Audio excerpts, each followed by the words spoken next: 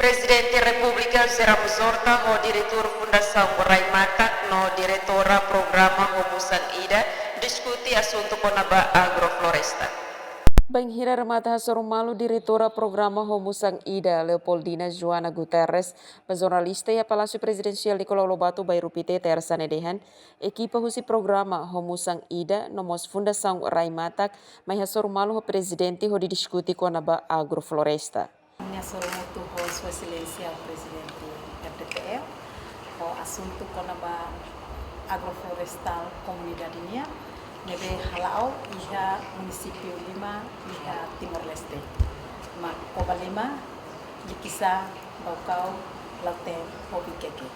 Diretora ne dehantan atividade konaba agrofloresta comunidade nian mak Sirakuda ai horis o ai wan. Ai horis rane programa ai Musang Ida mak organiza ho dibele halau viveiro central hefating ida idak nebe programa ne bolo viveiro central hafoin mak fahe ba comunidade ho dikuda. Nemos diretor Fundação Raimatak Saheda Silva heteten husi parte Raimatak kuda ona ai horis rehun atus hitu 50.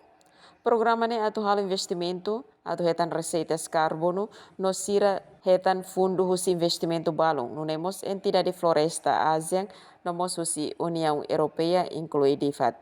Ami halo programa Carbon Fund.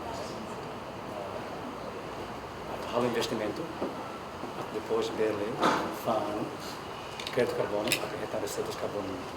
Mas só que primeiro tinha Lima, só também aqui, tem que pouco investimento. Tem fundos que investem no balão, a foco de entidade floresta asiática, e nós União Europeia, nós TIFAT, governo federal. Emerenciana Pinto, STL News.